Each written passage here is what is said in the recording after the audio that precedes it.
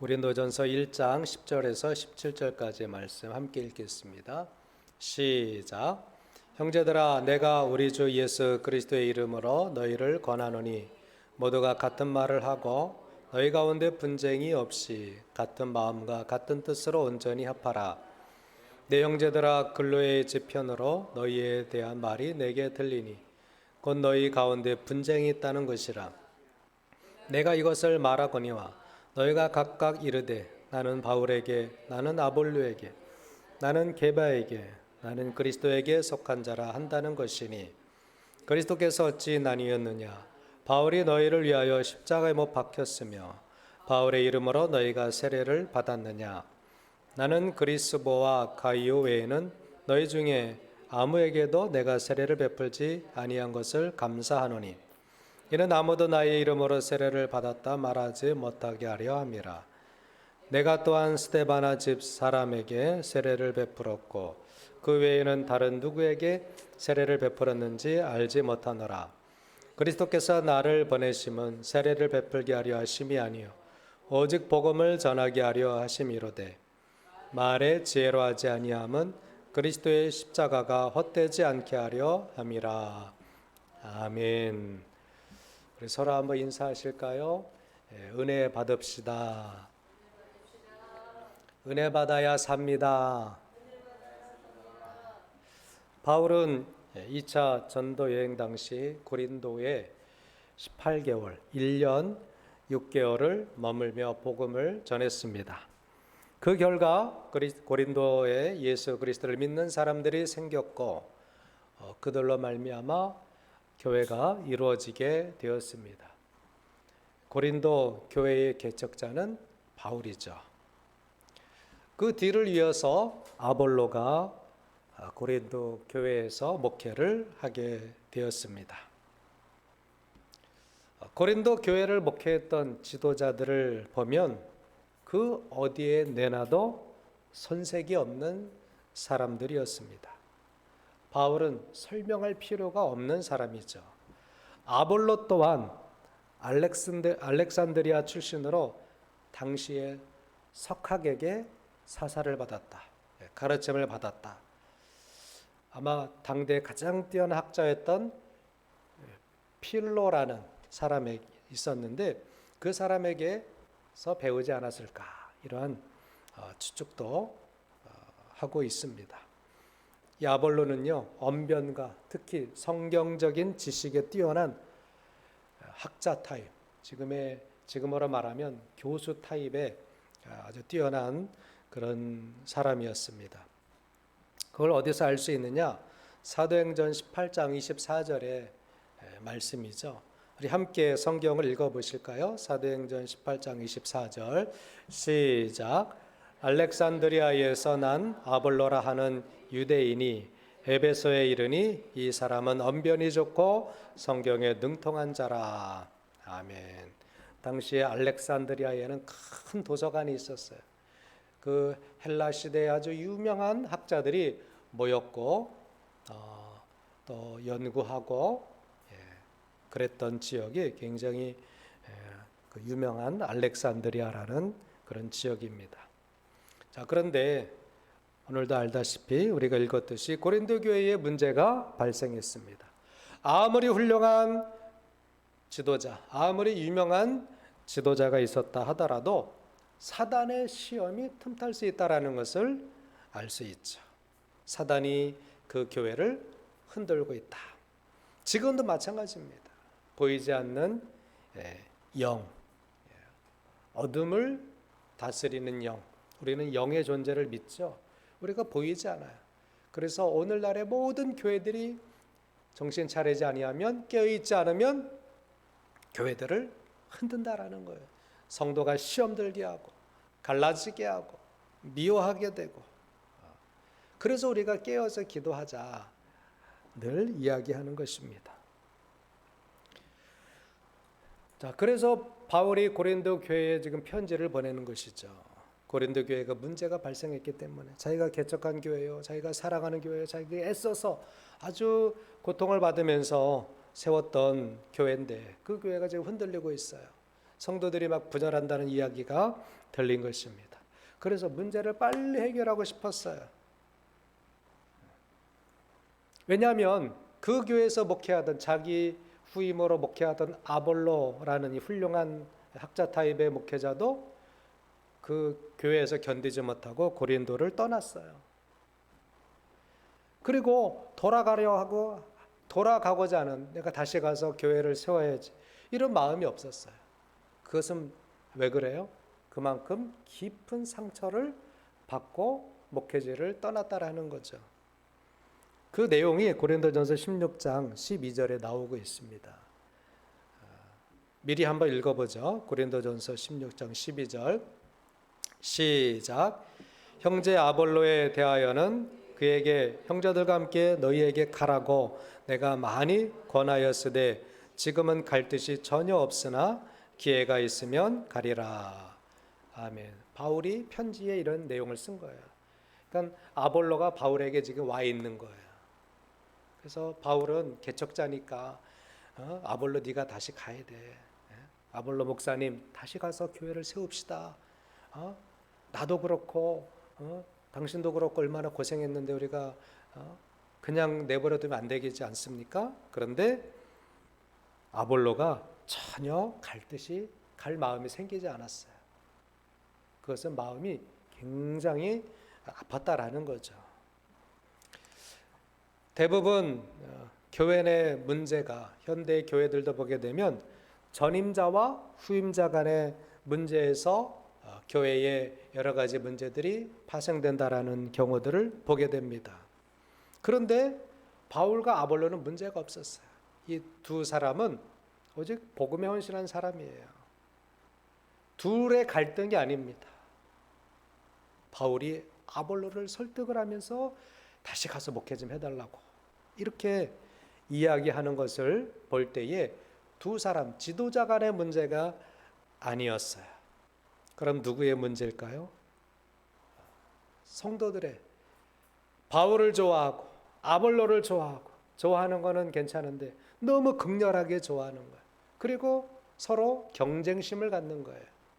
그랬던 성도들 때문에 문제가 생긴 것이지 바울 당사자, 아볼로 당사자에게는 전혀 문제가 없어요. 둘 사이에는 문제가 없었다라는 것이 확인이 됩니다. 우리가 학생 때, 학교 다닐 때 보면 선생님이 교과서를 나가는 것보다 선생님의 사적인 이야기를 해주는 것이 더 재밌어요. 선생님의 개인사, 군대 이야기, 연애 이야기, 어렸을 때 이야기, 이런 이야기를 하면 학생들이 막 쫑긋쫑긋 귀를 세우고 눈망울을 선생님과 마주치며 이야기를 듣습니다. 교과서는 별로 관심이 없어요. 그냥 주변 이야기, 선생님의 주변 이야기, 그런데 관심을 갖게 되죠. 이거 집중의 문제예요. 교회의 문제도 집중의 문제예요. 우리 개인 인생에서도 정말 집중할 것에 집중하게 되면 인생에 문제가 안 생겨요. 가정에 집중하고, 내 아내에 집중하고, 내 남편에게 집중하고, 자녀들은 내가 정말 해야 될 일에 집중하게 되면 별 문제가 안 생기는 것입니다. 그런데 집중해야 될 것에 집중하지 않으면 문제가 생긴다라는 것입니다. 여러분 야구 좋아하시나요? 야구에는 투수가 있어요. 공을 던지는. 그래서 스트라이크 3번을 잡으면 타자를 아웃시키는 거예요. 3 아웃되면 공격과 수비가 이제 교대가 되죠. 그래서 9회까지 경기를 해서 승패를 가리는 운동이 야구예요. 모든 선수들이 중요하지만 가장 중요한 포지션은 투수예요. 투수가 얼마나 공을 잘 던지느냐에 따라서 승패가 많이 갈리기도 합니다. 자, 그런데 이제 타자가 살아서 1루에 가면 투수가 집중력이 흐려져요. 그래서 1루에 나간 이 주자는요, 투수의 집중력을 흐트러뜨리기 위해서 이루를 훔치는 거예요. 그걸 도루라고 합니다. 도루하기 위해서 일루에서 많이 떨어져서 간격을 많이 주고 뛸라고 막 이렇게 슉 모션을 하는 거예요. 그러면 투수가 던지려고 하다가도 저놈이 저 선수가 뛸 텐데 그럼 또 한 베이스 가게 되면 안타 한 방이면 점수 하나 잃거든요. 그러니까 자꾸 여기 보는 거예요. 투수는 지금 타자를 잡아야 됩니다. 스트라이크를 던져야 돼요. 그런데 일루에 나간 주자 때문에 집중력이 흐려지는 거예요. 그게 작전이에요. 일루에 나간 주자는 자꾸 투수의 마음을 흐트러뜨리는 거예요. 그래서 투수가 일루에 공을 던져보고 자꾸 이렇게 쳐다보는 거예요. 그러다가 볼을 던져요.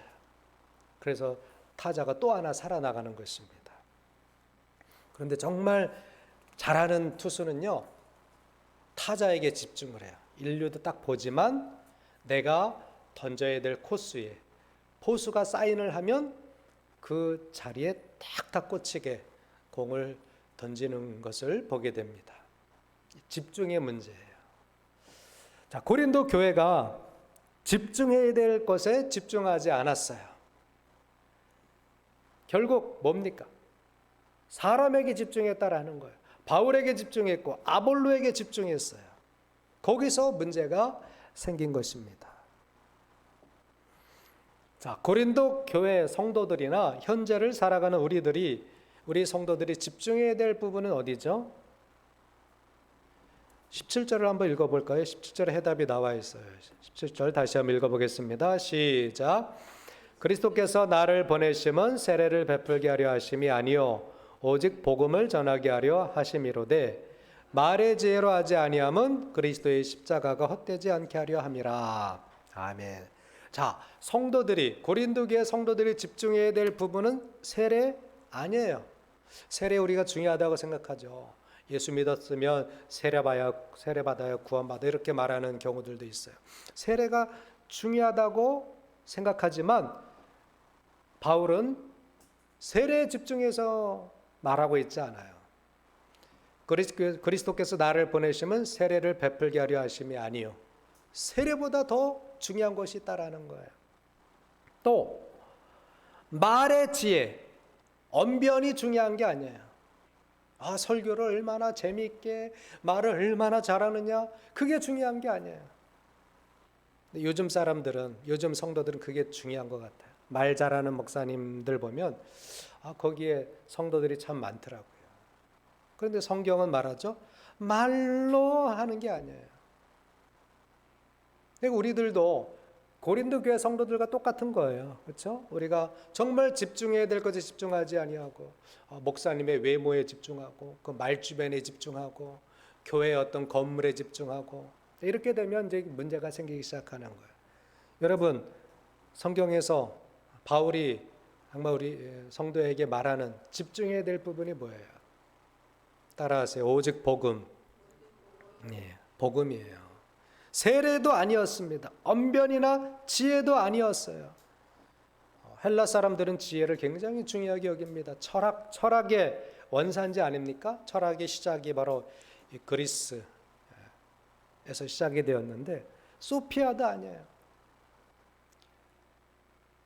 바울이 세례를 줬다고 해서 나는 바울에게 세례받은 사람이야.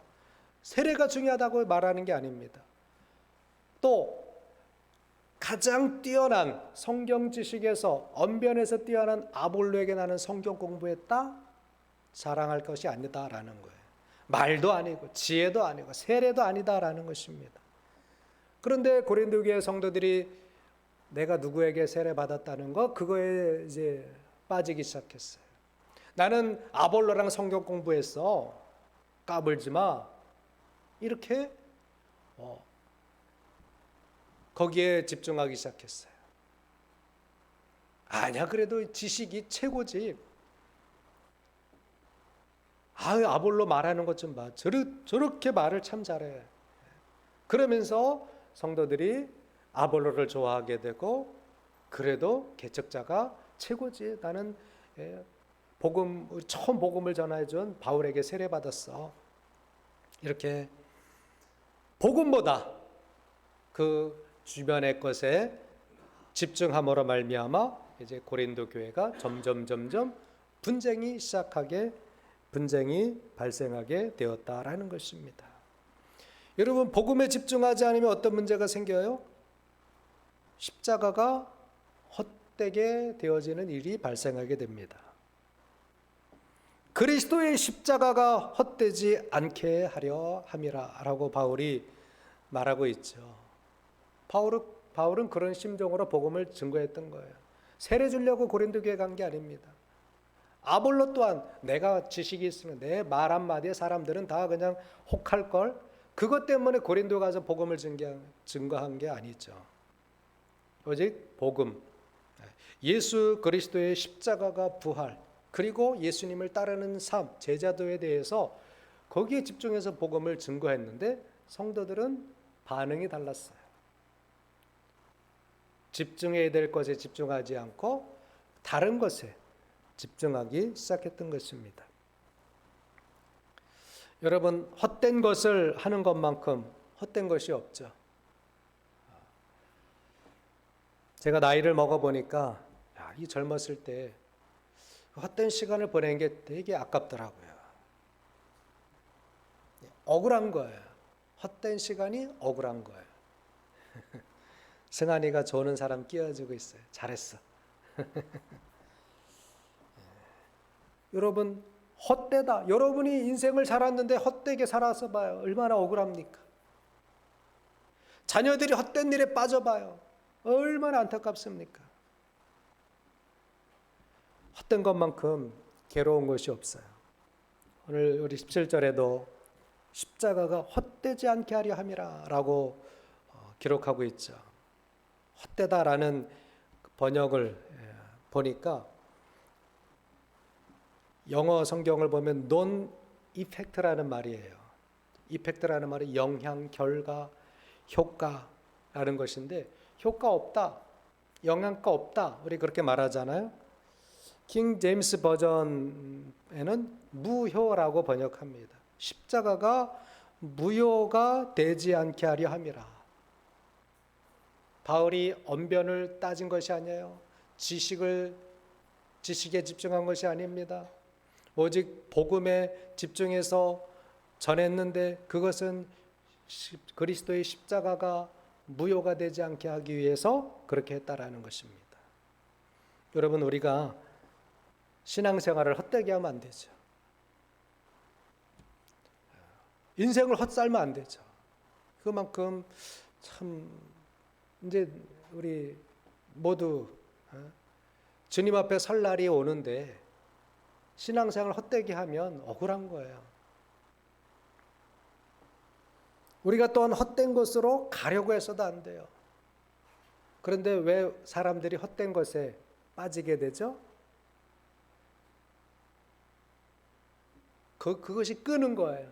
그걸 이제 풍조라고 얘기합니다. 한순간에 허풍, 바람이 들어가잖아요. 남녀 사이에서, 부부 사이에서도 남자에게 바람이 들어가든 여자에게 바람이 들어가든 한순간에 바람이 확 불어요. 그러면 이제 자기 남편을 두고 자기 아내를 두고 다른 여자와 불륜 관계를 맺게 되는 거예요. 그런 것들이 허풍이에요. 풍조. 성경에도 풍조에 대해서 나오죠. 풍조란 뜻은 세상이 되어가는 형세나 사조, 특히 세속적인 유행이나 이단 사설과 같은 거짓된 가르침, 이것을 풍조라고 이야기합니다. 그래서 세상의 죄악된 유행이나 전통 혹은 육신의 정욕을 쫓아 세속적인 삶을 추구하는 불신 생활, 이것이 풍조라고 이야기하는데, 영어로는 텐덴시 또는 트렌드라는 말은 많이 들어보셨을 거예요. 이제 가을이 왔잖아요. 요즘 가을 트렌드가 뭐예요? 의상 가을 트렌드가 뭐냐 할 때 뭐 바바리 코트다 막 이게 유행을 막 하잖아. 그런 거 입어줘야지. 세상 트렌드를 쫓아가야지. 그런 뜻이 바로 이 풍조예요. 풍조. 에베소서 2장 2절에 보면 이 풍조에 대해서 언급을 합니다. 한번 읽어보실까요? 시작.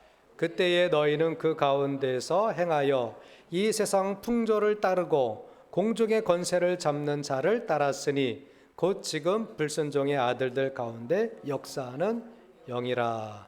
아멘. 이 번역을 공동 번역 성경 번역본이 많아요.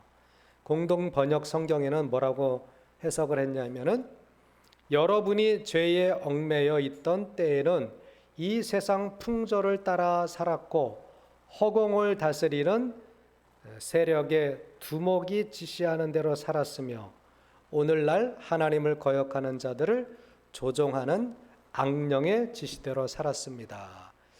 풍조를 조장하는 게 누구예요? 악령이에요. 악령. 보이지 않는 악령.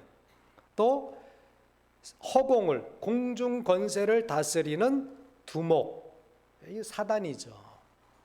그래서 우리 성도들이 예수 잘 믿다가 이단에 빠지고, 요즘은 무교회주의자에 빠져요. 교회 안 나가고, 교회 안 나가니까 너무 편하다. 교회 헌금 안 하니까 돈 많이 난 모았어. 그게 뭐예요? 이단에 빠진 거예요. 공중 권세에 빠진 거예요. 그 영을 조장하는 악령에 빠진 거예요. 성경이 말하는 거예요. 제 말이 아니라, 오해하지 마세요. 성경이 그렇게 말하는 거예요. 우리에게는요, 보이지 않는 그런 세계가 있잖아요. 우리는 영을 믿잖아요. 그래서 세상 풍조, 코로나 시대에 풍조가 생겼어요. 교회 안 나가는 풍조, 또 헌금 안 하는 풍조. 너무 좋죠. 육신적으로 너무 좋은 거예요. 그런데 이것을 누가 조장하느냐? 하나님을 거역하는 자들을 조종하는 악령의 지시대로 살고 있는 것, 이게 세상 풍조에 빠진 거예요. 그래서 교회에서 직분을 받고 신앙생활을 오래 하고 그랬어도, 목사들도 마찬가지예요. 목사들도 자유주의에 빠져서 11조 안 해도 된다, 교회 안 나와도 된다. 목사가 그렇게 인터넷에 보면, 유튜브에 보면 그렇게 설교하고 그렇게 말하는 사람들, 이런 것이 다 이 세상 풍조가 변해가는 거예요. 그래서 교회의 위기가 닥친 것입니다.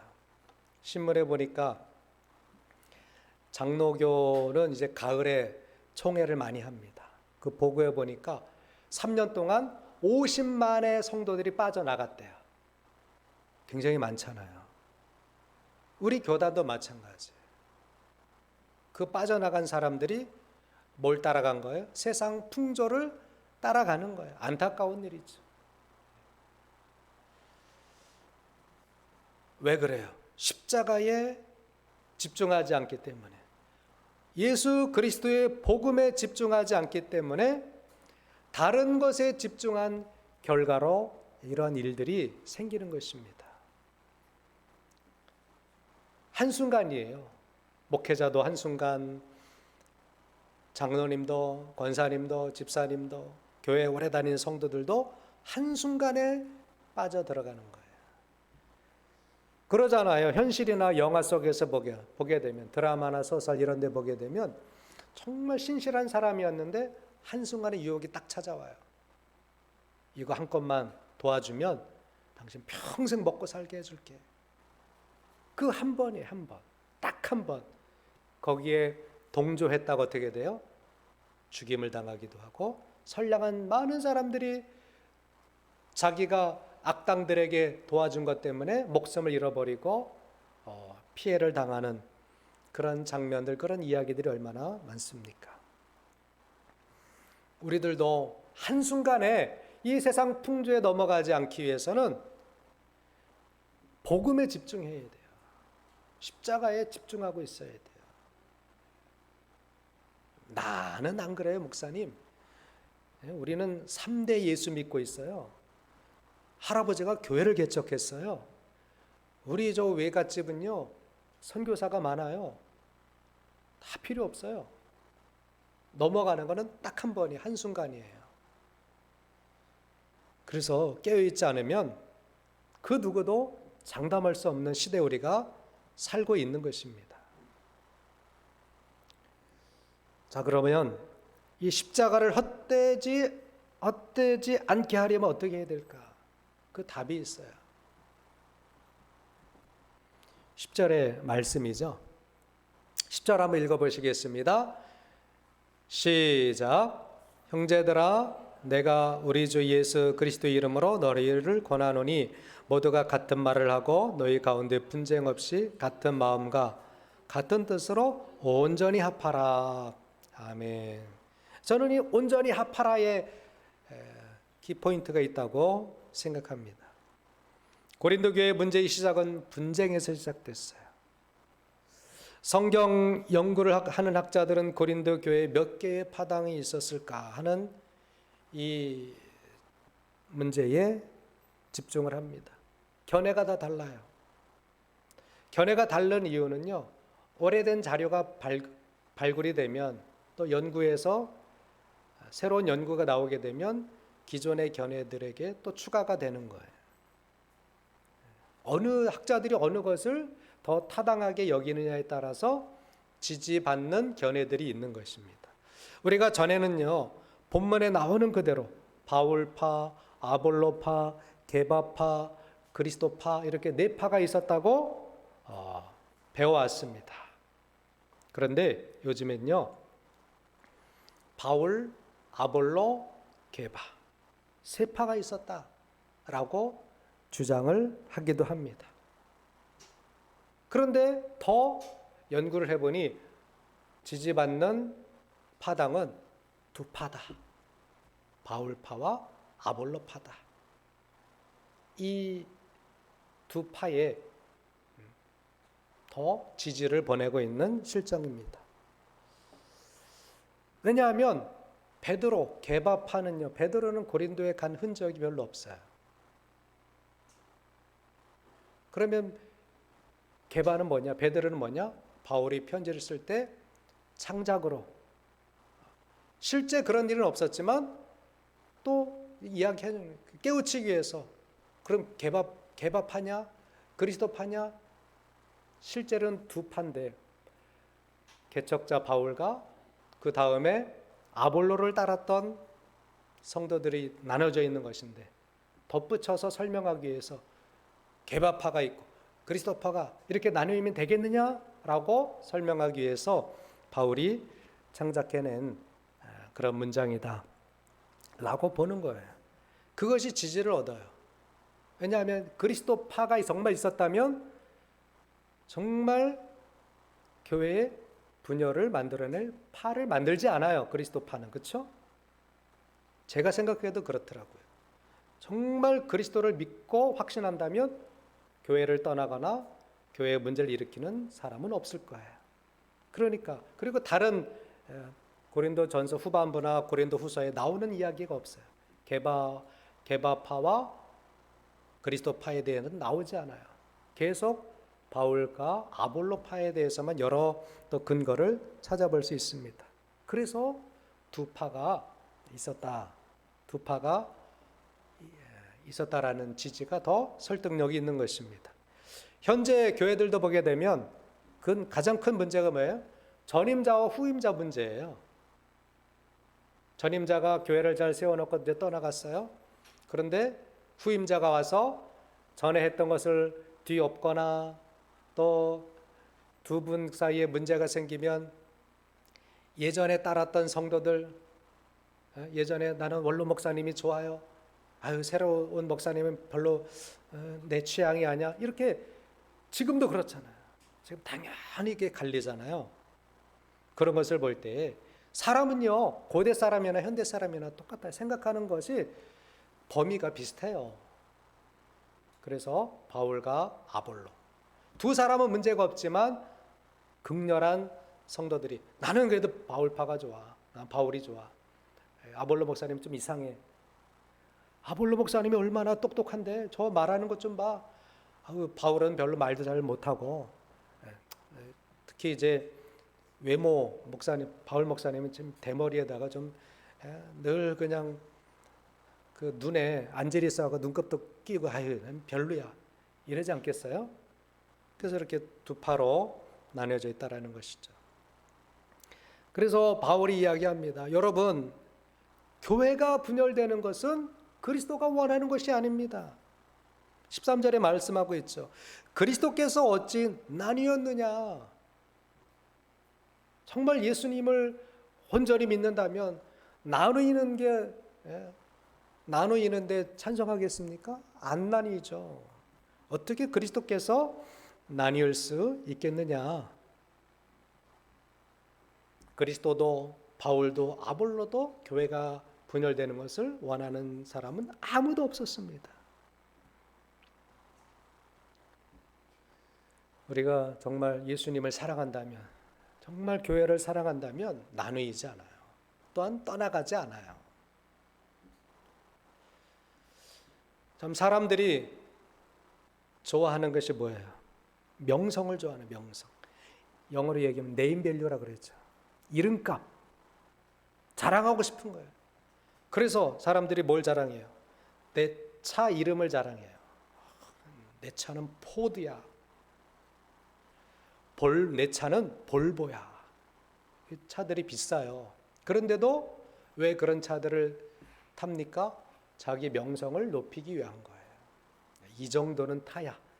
사장님이 이 정도는 타야 된다. 나이 먹었으면 그 젊은이들이 타는 거 어떻게 타? 좀 중후한 것을 타야지. 세상이 바로 그걸 노리고 있는 거예요. 또 시계도 마찬가지예요. 젊었을 때는 뭐 10,000원짜리 차고 다니는데 이제 나이도 들고 뭐 이제 좀 살다 보게 되면 몇 천만 원짜리 시계를 차는 거예요. 그거 왜 그래요? 자기 명성을 높이고 싶은 거예요. 아파트도 그렇잖아요. 저도 이제 주공 아파트에 살아봤지만 사람들이 되게 이렇게 좀 안 쳐주더라고요. 그리고 영어 이름 캐슬,